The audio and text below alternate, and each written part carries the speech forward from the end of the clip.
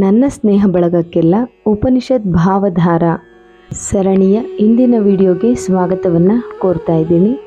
ಇಲ್ಲಿವರೆಗೂ ನಚಿಕೇತ ಹೇಗೆ ತನ್ನ ತಂದೆಯು ಕೊಡುತ್ತಿದ್ದಂತಹ ಸರಿಯಲ್ಲದ ದಾನವನ್ನು ವಿರೋಧಿಸಿ ತನ್ನನ್ನು ತಾನೇ ಯಮನಿಗೆ ದಾನವಾಗಿ ಕುಡಿಸಿಕೊಂಡು ಯಮನ ಮನೆಗೆ ಬಂದ, ಅಲ್ಲಿ ಯಮನನ್ನು ಸಂಧಿಸಿದಾಗ ನಡೆದಂತಹ ಘಟನೆಗಳೇನು ಮತ್ತು ಯಮ ನಚಿಕೇತನನ್ನು ಅಷ್ಟೊಂದು ಇಷ್ಟಪಟ್ಟಿದ್ದು ಯಾತಕ್ಕಾಗಿ, ಆತನಿಗೆ ಏನೇನು ವರಗಳನ್ನು ಕೊಟ್ಟರು ಯಮಧರ್ಮರಾಯರು ಅನ್ನೋದನ್ನೆಲ್ಲ ಹಿಂದಿನ ಒಂದು ಸಂಚಿಕೆಗಳಲ್ಲಿ ವಿಡಿಯೋಗಳಲ್ಲಿ ತಿಳ್ಕೊಂಡಿದ್ವಿ. ಈಗ ಮುಂದಿನ ಭಾಗವನ್ನು ಗಮನಿಸೋಣ. ಕಠೋಪನಿಷತ್ತಿನ ಮೊದಲನೇ ವಲ್ಲಿಯಲ್ಲಿ ಬರುವಂತಹ ನಚಿಕೇತ ಮತ್ತು ಯಮರ ಸಂಭಾಷಣೆಯನ್ನು ಈಗ ಮುಂದುವರಿಸೋಣ.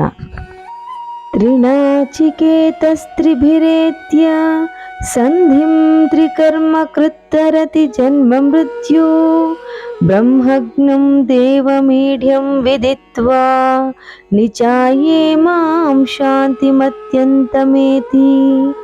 ಅಂದರೆ 3ರಿಂದ ಸಂಧಿಯನ್ನು ಪಡೆದು 3 ಸಲ ಅಗ್ನಿಚಯನ ಮಾಡಿದವನು ಮತ್ತು 3 ಸಲ ಕರ್ಮಗಳನ್ನು ಮಾಡಿದವನು ಜನ್ಮ ಮೃತ್ಯುಗಳನ್ನು ದಾಟುತ್ತಾನೆ.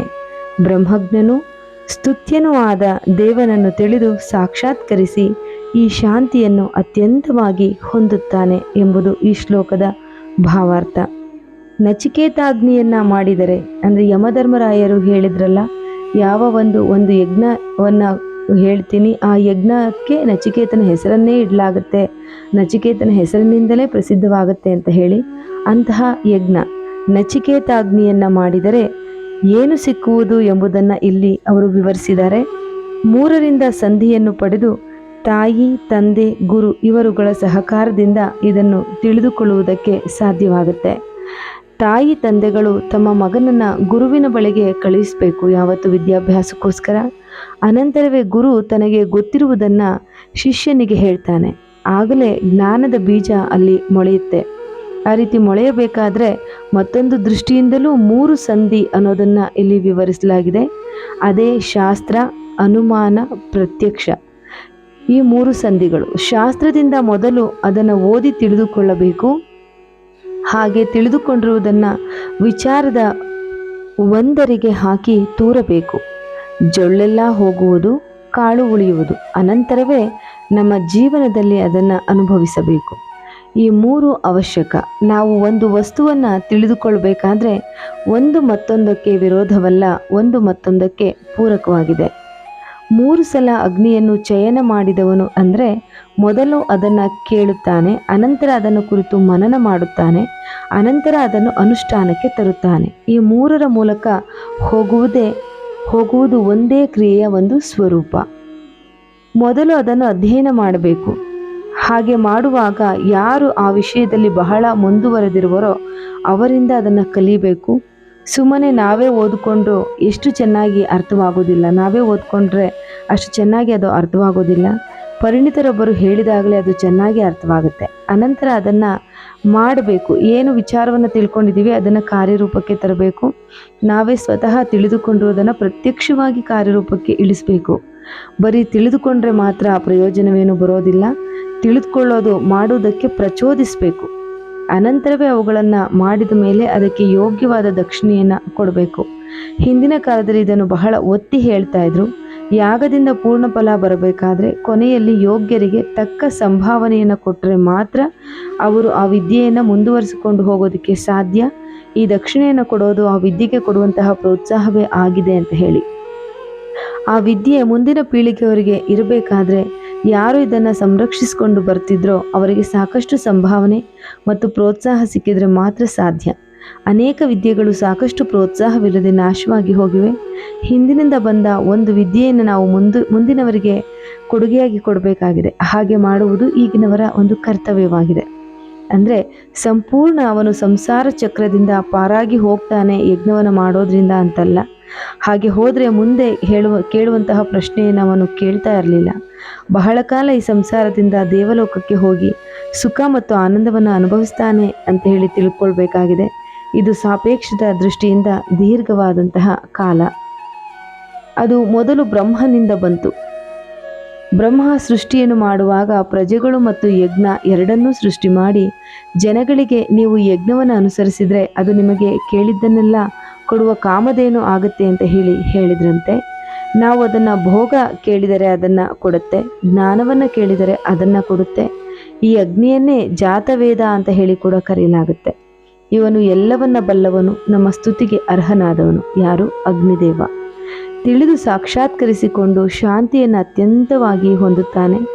ಮುಂಚೆ ಅದನ್ನು ಬೌದ್ಧಿಕವಾಗಿ ತಿಳಿದುಕೊಳ್ಬೇಕು, ಅನಂತರ ಅದನ್ನು ಸಾಧನೆ ಮಾಡಿ ಅನುಭವಿಸಬೇಕು. ಆಗಲೇ ಅತ್ಯಂತವಾದ ಅಂದರೆ ಶ್ರೇಷ್ಠವಾದ ಬಹಳ ಕಾಲ ಇರುವ ಶಾಂತಿಯನ್ನು ಹೊಂದುತ್ತಾನೆ. ಬಹಳ ಕಾಲ ಇವನು ದೇವಲೋಕದಲ್ಲಿ ಸುಖವನ್ನು ಅನುಭವಿಸ್ತಾನೆ ಅಂತ ಹೇಳಲಾಗಿದೆ.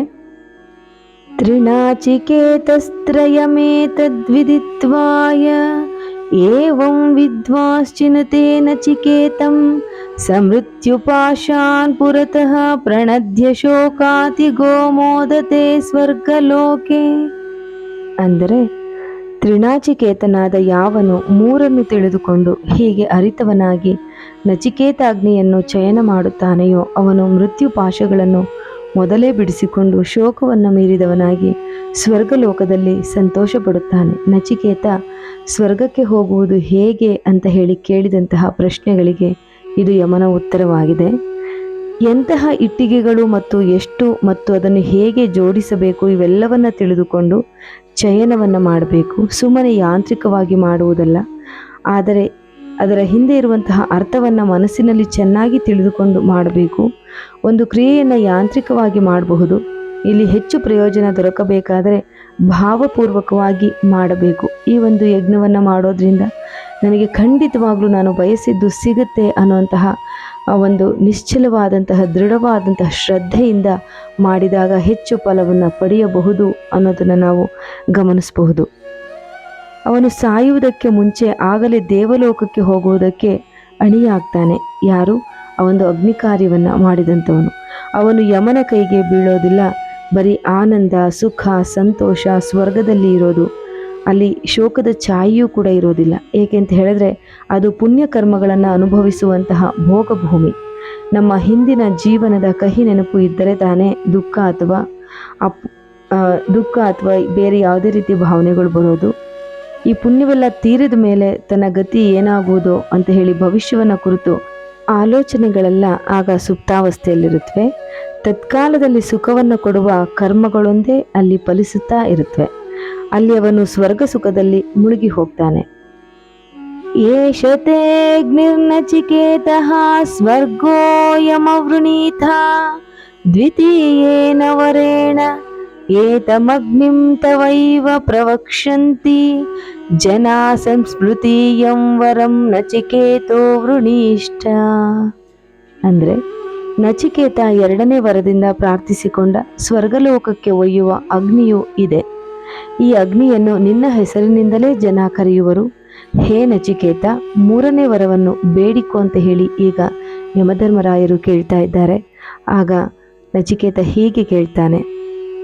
ಯೇಯಂ ಪ್ರೇತೆ ವಿಚಿಕಿತ್ಸಾ ಮನುಷ್ಯೇ ಸ್ಥಿತ್ಯೇಕೆ ನಾಯಮಸ್ತೀತಿ ಚೈಕೆ ಏತದ್ವಿದ್ಯಾ ಮನುಶಿಷ್ಟಸ್ತ್ವಯಾಹಂ ವರಾಣಾಮೇಶ ವರಸ್ಮೃತೀಯಃ. ಮನುಷ್ಯ ಸತ್ತ ಮೇಲೆ ಈ ಸಂಶಯವಿದೆ. ಕೆಲವರು ಇದ್ದಾನೆ ಎಂದು ಹೇಳುತ್ತಾರೆ, ಕೆಲವರು ಇಲ್ಲ ಎಂದು ಹೇಳುತ್ತಾರೆ. ನಿನ್ನಿಂದ ಉಪದಿಷ್ಟನಾಗಿ ನಾನು ಇದನ್ನು ಕೇಳಬೇಕೆಂದಿರುವೆ. ವರಗಳಲ್ಲಿ ಇದೇ ಮೂರನೆಯದು ಅಂತ ಹೇಳಿ ಕೇಳ್ಕೊಳ್ತಾ ಇರೋದು ಈ ಶ್ಲೋಕದ ಭಾವಾರ್ಥ. ಇಲ್ಲಿಯವರೆಗೆ ನಡೆದಂಥದ್ಕೆಲ್ಲ ಇದು ಒಂದು ಹಿನ್ನೆಲೆಯನ್ನು ಕಲ್ಪಿಸ್ತಾ ಇದೆ. ಇನ್ಮೇಲೆ ತಾತ್ವಿಕವಾದಂತಹ ವಿಷಯ ಪ್ರಾರಂಭವಾಗುತ್ತೆ. ಮೂರನೇ ವರದಿಂದಲೇ ಆಧ್ಯಾತ್ಮಿಕ ವಿಷಯ ಪ್ರಾರಂಭವಾಗುವಂತಹದ್ದು. ಯಮನನ್ನ ನಚಿಕೇತ ಮನುಷ್ಯ ಸತ್ತ ಮೇಲೆ ಏನಾಗುತ್ತಾನೆ ಅಂತ ಹೇಳಿ ಕೇಳ್ತಾನೆ. ಆ ವಿಷಯದಲ್ಲಿ ಅವನು ಇರುತ್ತಾನೆ ಎಂದು ಕೆಲವರು, ಇಲ್ಲ ಎಂದು ಕೆಲವರು ಹೇಳ್ತಾರೆ. ಇದಕ್ಕೆ ಪ್ರತ್ಯಕ್ಷ ಪ್ರಮಾಣವಿಲ್ಲ. ಎಲ್ಲ ವಿಚಾರ ಮತ್ತು ಊಹೆಯ ಆಧಾರದ ಮೇಲೆ ನಿಂತಿದೆ ಅಷ್ಟೆ. ಎಲ್ಲಿಯವರೆಗೆ ಇವುಗಳ ಆಧಾರದ ಮೇಲೆ ಮಾತ್ರ ಇರುತ್ತವೋ ಎರಡೂ ಕಡೆಗೂ ಸಾಕಷ್ಟು ಕಾರಣಗಳನ್ನು ನಾವು ಕೊಡಬಹುದಾಗಿರುತ್ತೆ. ಮನುಷ್ಯ ಅಂದರೆ ಅವನು ಬರೀ ದೇಹವಲ್ಲ, ದೇಹದ ಒಳಗೆ ವಾಸಿಸುವಂತಹ ಜೀವ. ದೇಹ ಅನ್ನೋದು ಒಂದು ಗೂಡಿನಂತೆ. ಜೀವ ಬಂದು ಕೆಲವು ಕಾಲ ಅದರಲ್ಲಿ ಇರುತ್ತೆ ಮತ್ತೆ ಹೋಗುತ್ತೆ. ಹಾಗೆ ದೇಹ ಬಿಟ್ಟು ಹೋದರೆ ಜೀವ ಎಂದಿಗೂ ನಾಶವಾಗೋದಿಲ್ಲ. ಅದು ದೇಹದಿಂದ ಬೇರೆ ಆಯಿತು ಅಷ್ಟೆ. ಹಾವು ತನ್ನ ಪೊರೆಯನ್ನು ಬಿಡುತ್ತೆ, ನಮಗೆ ಆ ಪೊರೆ ಸಿಕ್ಕತ್ತೆ. ಆದರೆ ಹಾವು ಅದನ್ನು ಬಿಟ್ಟ ಮೇಲೆಯೂ ಕೂಡ ಇರುತ್ತೆ. ಅದರಂತೆಯೇ ಜೀವ ವಾಸಿಸುವಂತಹ ದೇಹ ಅನ್ನೋದು ಒಂದು ಪೊರೆ ರೀತಿಯಲ್ಲಿ. ಇಂತಹ ಪೊರೆಗಳನ್ನು ಅದು ಎಷ್ಟೋ ವೇಳೆ ಧರಿಸಿದೆ ಮತ್ತು ಎಷ್ಟೋ ವೇಳೆ ಬಿಟ್ಟಿದೆ. ಈ ಪ್ರಪಂಚದಲ್ಲಿ ಜೀವವನ್ನು ಯಾರೂ ನಾಶ ಮಾಡೋದಕ್ಕೆ ಆಗೋದಿಲ್ಲ.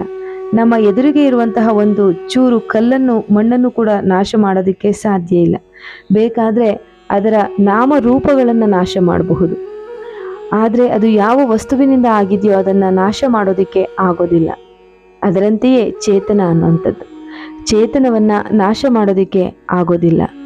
ಯಾವುದರ ಮೂಲಕ ಚೇತನ ಬೆಳಗುತ್ತಿರುತ್ತೋ ಆ ಮಧ್ಯವರ್ತಿಯನ್ನು ಬೇಕಾದರೆ ಹಾಳು ಮಾಡಬಹುದು. ವಿದ್ಯುತ್ ಶಕ್ತಿ ಬಲ್ಪಿನ ಮೂಲಕ ಬೆಳಗುತ್ತೆ. ಆ ಬಲ್ಪನ್ನು ಒಡೆದು ಹಾಕಿದರೆ ವಿದ್ಯುತ್ ಶಕ್ತಿಯನ್ನು ನಾಶ ಮಾಡಿದಂತಾಗತ್ತಾ? ಇಲ್ಲ. ಇನ್ನೊಂದು ಬಲ್ಪನ್ನು ಹಾಕಿದರೆ ಅದು ಮತ್ತೆ ಪ್ರಕಾಶಮಾನವಾಗಿ ಉರಿಯುತ್ತೆ. ಒಂದು ಸಲ ಬಲ್ಬ್ ಕೆಟ್ಟು ಹೋದರೆ ಆಯಿತು, ಅದನ್ನು ಬಿಸಾಡಬೇಕು, ಅದರಿಂದ ಯಾವ ಪ್ರಯೋಜನವೂ ಇಲ್ಲ. ಹಾಗೆಯೇ ದೇಹ ಅನ್ನುವಂಥದ್ದು. ಸತ್ತ ಮೇಲೆ ಜೀವ ಇದ್ದರೆ ಏಕೆ ಬಂದು ನಮಗೆ ಹೇಳ್ಕೂಡ್ದು ಅಂತ ಹೇಳಿ ಕೇಳ್ತೀವಿ. ಏಕೆಂತ ಹೇಳಿದರೆ ಅದು ಬದುಕಿದ್ದಾಗ ತನ್ನ ಸುತ್ತಮುತ್ತಲಿನವರನ್ನ ಅಷ್ಟು ಪ್ರೀತಿಸ್ತಾ ಇತ್ತು, ಅದಕ್ಕಾಗಿ ತನ್ನ ಪ್ರಾಣವನ್ನು ಒತ್ತೆ ಇಡ್ತಾ ಇತ್ತು. ಏತಕ್ಕೆ ನಾವು ಇಂತಹ ಸ್ಥಿತಿಯಲ್ಲಿದ್ದೇನೆ ಅಂತ ಯಾತಕ್ಕೆ ಅವರು ಬಂದು ಹೇಳಬಾರ್ದು ಅಂತ ಹೇಳಿ ಒಂದು ಪ್ರಶ್ನೆ ಬರುತ್ತೆ ನಮ್ಮಲ್ಲಿ. ಹೀಗೆ ಹೇಳುವ ಕೆಲವು ನಿದರ್ಶನಗಳು ಕೂಡ ಇವೆ. ಅದೇ ಪ್ರೇತಾವಸ್ಥೆಯಲ್ಲಿ ತನ್ನ ಹಿಂದಿನ ಸ್ಥಿತಿಯೊಡನೆ ತನ್ನ ಸಂಬಂಧ ತೀರದಿದ್ದಾಗ ಆ ವಾತಾವರಣದೊಳಗಡೆ ಇದ್ದು ಅಲ್ಲಿಯವರೊಂದಿಗೆ ಒಂದು ಸಂಬಂಧವನ್ನು ಕಲ್ಪಿಸಿಕೊಳ್ಳೋದಕ್ಕೆ ಪ್ರಯತ್ನಿಸ್ತಾ ಇರೋದನ್ನು ಕೂಡ ನಾವು ನೋಡಬಹುದು. ಆದರೆ ಅದು ಕಾಣಿಸಿಕೊಳ್ಬೇಕಾದ್ರೆ ನೋಡುವವನು ಕೂಡ ಅಣಿಯಾಗಿರಬೇಕು, ಅವನ ಮನಸ್ಥಿತಿ ಅದಕ್ಕೆ ಸಿದ್ಧವಾಗಿರಬೇಕು. ಈಗ ಅದೊಂದು ಸೂಕ್ಷ್ಮ ರೂಪದಲ್ಲಿರುತ್ತೆ ಆ ಒಂದು ಜೀವಾತ್ಮ. ಅದನ್ನು ನೋಡಬೇಕಾದ್ರೆ ನಮ್ಮ ಮನಸ್ಸು ಕೂಡ ಆ ಸೂಕ್ಷ್ಮ ಅವಸ್ಥೆಗೆ ಹೋಗಬೇಕಾಗತ್ತೆ. ಅವನು ಬದುಕಿದ್ದಾಗ ಇಷ್ಟು ಪ್ರೀತಿಸ್ತಿದ್ದ, ಸತ್ತ ಮೇಲೆ ಅವನಿದ್ದರೆ ಪ್ರೀತಿಸೋದಿಲ್ವೇ ಅಂತ ಹೇಳಿ ನಮ್ಮಲ್ಲಿ ಪ್ರಶ್ನೆ ಬರುತ್ತೆ. ಆದರೆ ಅವನು ಸತ್ತ ಮೇಲೆ, ಅಂದರೆ ಆ ದೇಹವನ್ನು ವಿಸರ್ಜಿಸಿ ಆದ ಮೇಲೆ ಅವನಿಗೆ ಆ ದೇಹದ ಮೂಲಕ ಮಾಡಿರುವುದೆಲ್ಲ ಒಂದು ಕನಸಿನಂತೆ ಕಾಣುತ್ತೆ. ಯಾರೂ ಕನಸಿನ ಮೇಲೆ ಅಷ್ಟೊಂದು ಆಸಕ್ತರಾಗಿರೋದಿಲ್ಲ. ಕನಸಿನಲ್ಲಿರುವಾಗ ಅಲ್ಲಿ ಎಷ್ಟೇ ಆಸಕ್ತಿಯಿಂದ ವಿಹರಿಸ್ತಾ ಇದ್ರೂ ಸಹ ಕನಸಿನಿಂದ ಎದ್ದ ಮೇಲೆ ಅದನ್ನೆಲ್ಲ ಒಂದೇ ಸಲ ಮರೆತು ಬಿಡ್ತೀವಿ. ಅಲ್ಲಿ ಅನುಭವಿಸಿದ್ದನ್ನು ಸ್ವಲ್ಪವೂ ಗಣನೆಗೆ ತೆಗೆದುಕೊಳ್ಳೋದಿಲ್ಲ. ಆದ ಕಾರಣ ಜೀವ ಇದ್ದಾನೆ ಅಂತ ಹೇಳಿ ಅದನ್ನು ನಂಬುವವರು ಇಂತಹ ಕೆಲವು ಕಾರಣವನ್ನು ಕೊಡಬಹುದು. ಈ ಗುಂಪಿಗೆ ಸೇರಿದವರೇ ಚಾರ್ವಾಕರು ಮತ್ತು ಜಡವಾದಿಗಳು, ಮೆಟೀರಿಯಲಿಸ್ಟಿಕ್ ಅಂತ ಹೇಳ್ಬೋದು. ಅವರು ಹೂಡುವಂತಹ ವಾದ ಸರಳವಾದದ್ದು. ನೋಡಿದರೆ ಮಾತ್ರ ನಾವು ನಂಬ್ತೇವೆ, ಇಲ್ಲದೇ ಇದ್ರೆ ನಾವು ನಂಬೋದಿಲ್ಲ ಅಂತ ಹೇಳ್ತಾರೆ. ಅವರು ದೇಹ ಮತ್ತು ಜೀವ ಅನ್ನುವಂತಹ ಎರಡನ್ನೂ ಬೇರೆ ಬೇರೆ ಮಾಡೋದಕ್ಕೆ ಹೋಗೋದಿಲ್ಲ. ಅವರಿಗೆ ಒಂದೇ ಇರೋದು, ಅದೇ ದೇಹ. ಅದರಲ್ಲಿ ಜೀವ ದೀಪದಂತೆ ಉರಿತಾ ಇರುತ್ತೆ. ಯಾವಾಗ ಎಣ್ಣೆ ತೀರ್ತೋ ಆಗ ಬತ್ತಿ ತಾನೇ ಉರಿದು ಹೋಗಿ ನಾಶವಾಗುತ್ತೆ. ಅದರಂತೆಯೇ ಯಾವುದನ್ನು ಜೀವ ಅಂತೇವಿಯೋ ಅದು ಯಾವುದೋ ದೇಹಗಳ ಸಮ್ಮಿಳನದಿಂದ ಆದಂತಹ ಒಂದು ಶಕ್ತಿ ಅಂತ ಹೇಳಿ ಅವ್ರು ನಂಬ್ತಾರೆ. ಅದು ತಾತ್ಕಾಲಿಕವಾಗಿ ಬರುತ್ತೆ, ಅನಂತರ ಹೋಗುತ್ತೆ. ಸುಣ್ಣಕ್ಕೆ ನೀರನ್ನು ಹಾಕಿದರೆ ಅದು ಕೆಲವು ಕಾಲ ಕುದಿಯುತ್ತೆ, ಅನಂತರ ಆರಿ ಹೋಗುತ್ತೆ. ಹಾಗೆ ತಾತ್ಕಾಲಿಕವಾಗಿ ಹೇಳುವಂತಹ ಕಾವನ್ನೇ ನಾವು ಮನಸ್ಸು, ಚೈತನ್ಯ ಅಂತ ಹೇಳ್ತೀವಿ. ಇದು ದೇಹದ ಒಂದು ಗುಣ. ತಾತ್ಕಾಲಿಕವಾಗಿ ಅದು ಏಳುತ್ತೆ, ಅನಂತರ ಅದು ನಾಶವಾಗುತ್ತೆ. ಅದು ನಾಶವಾದರೆ ಅದು ಮತ್ತೆಲ್ಲೋ ಇರಬೇಕು ಅಂತ ಹೇಳಿ ಊಹಿಸೋದು ಮನಸ್ಸಿನ ದೌರ್ಬಲ್ಯ. ಅದಕ್ಕೆ ಅವನು ಏನೇನೋ ಕಾರಣಗಳನ್ನು ಕೊಡ್ತಾನೆ. ಒಂದು ಟಾರ್ಚ್ ಲೈಟನ್ನು ಉಪಯೋಗಿಸ್ತೇವೆ, ಅದರಲ್ಲಿರುವಂತಹ ಶೆಲ್ನಲ್ಲಿ ಶಕ್ತಿ ಇರೋವರೆಗೂ ಅದು ಉರಿಯುತ್ತೆ. ಆದರೆ ಆ ಶಕ್ತಿ ಮುಗೀತು ಅಂದರೆ ಅದನ್ನು ಆಚೆಗೆ ಎಸೆಯಬೇಕು. ನಾವು ಏನು ಮಾಡಿದ್ರೂ ಕೂಡ ಹಳೆಯ ಸೆಲ್ಗೆ ಪ್ರಾಣದಾನ ಮಾಡೋದಕ್ಕೆ ಸಾಧ್ಯವಾಗೋದಿಲ್ಲ. ಖರ್ಚಾಯಿತು ಅಂದರೆ ಅಲ್ಲಿಗೆ ಮುಗೀತು, ಅದನ್ನು ಆಚೆಗೆ ಎಸೆಯಬೇಕು. ನಾವು ಏನು ಮಾಡಿದ್ರೂ ಕೂಡ ಮತ್ತೆ ಹಳೆಯ ಸೆಲ್ಗೆ ಪ್ರಾಣದಾನವನ್ನಂತೂ ಮಾಡೋದಕ್ಕೆ ಆಗೋದಿಲ್ಲ. ಖರ್ಚಾಯಿತು ಅಂದರೆ ಅದು ಎಲ್ಲಿಗೆ ಹೋಯಿತು ಅಂತೆಲ್ಲ ಯಾಕೆ ನಾವು ಪ್ರಶ್ನೆ ಮಾಡಬೇಕು? ಅದು ಇಲ್ಲವಾಯಿತು ಅಷ್ಟೇ.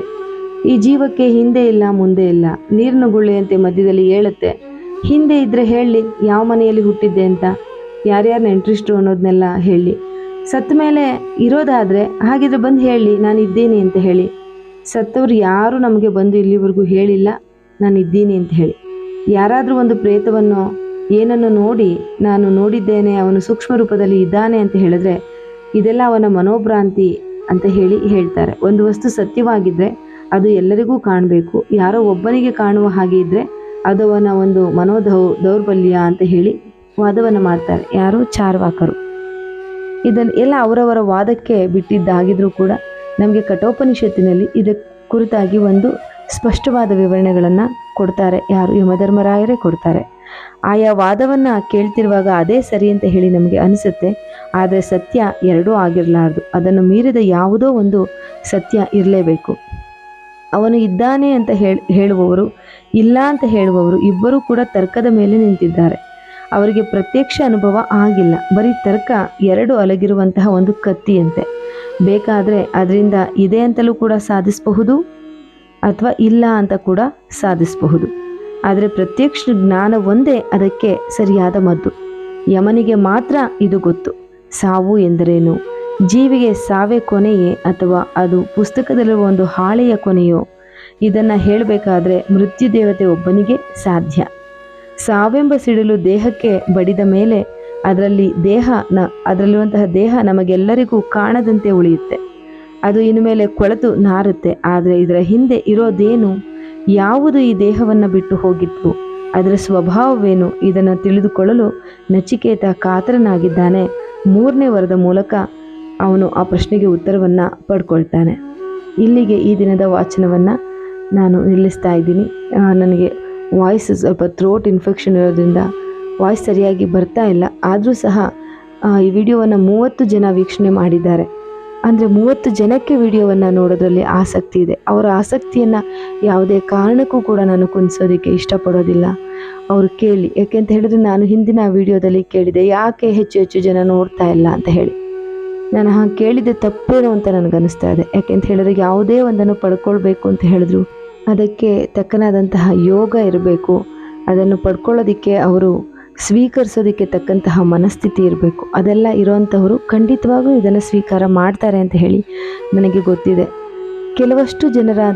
ಕೆಲವಷ್ಟು ಕೇಳುಗರಾದರೂ ಕೂಡ ನಾನು ಈ ಉಪನಿಷತ್ತನ್ನು ತಿಳ್ಕೊಳ್ಬೇಕು ಅನ್ನೋ ಆಸಕ್ತಿಯಿಂದ ಕೇಳ್ತಿದ್ದಾರಲ್ಲ, ಅವರಿಗೋಸ್ಕರ ನಾನು ಈ ವಿಡಿಯೋದ ಸರಣಿಯನ್ನು ಖಂಡಿತವಾಗ್ಲೂ ಸಂಪೂರ್ಣಗೊಳಿಸ್ತೀನಿ ಆ ಭಗವಂತನ ಒಂದು ಸಹಕಾರದಿಂದ ಅಂತ ಹೇಳಿ ಭಾವಿಸ್ತೀನಿ. ನಾನು ಯಾರನ್ನು ಕೂಡ ವಿಡಿಯೋವನ್ನು ಶೇರ್ ಮಾಡಿ ಲೈಕ್ ಮಾಡಿ ಅಂತ ಏನು ಕೇಳೋದಿಲ್ಲ. ಏಕೆ ಅಂತ ಹೇಳಿದ್ರೆ ಈ ಒಂದು ಉಪನಿಷತ್ ಭಾವಧಾರ ಸರಣಿಯನ್ನು ಯಾವುದೇ ಒಂದು ನಿರೀಕ್ಷೆಗಳಿಲ್ಲದೆ ಕೇವಲ ಜ್ಞಾನ ಪ್ರಸರಣದ ಉದ್ದೇಶದಿಂದ ಮಾಡ್ತಾ ಇದ್ದೀನಿ. ಯಾರಿಗೆ ಜ್ಞಾನದ ಅವಶ್ಯಕತೆ ಇದೆ, ಯಾರಿಗೆ ಪಡೆದುಕೊಳ್ಳುವ ಇಚ್ಛೆ ಇದೆ, ಅವರು ಪಡ್ಕೊಳ್ಳಿ ಅಂತ ಹೇಳಿ ನಾನು ಆಶಿಸ್ತೀನಿ. ಇಲ್ಲಿಗೆ ಈ ಒಂದು ವಿಡಿಯೋವನ್ನು ಮುಕ್ತಾಯ ಮಾಡ್ತಾ ಇದ್ದೀನಿ. ಮತ್ತೆ ಸಿಗ್ತೀನಿ ನಿಮ್ಮೆಲ್ಲರಿಗೂ ಉಪಯುಕ್ತವಾಗುವಂತಹ ಮತ್ತೊಂದು ವಿಡಿಯೋದೊಂದಿಗೆ. ನಮಸ್ಕಾರ.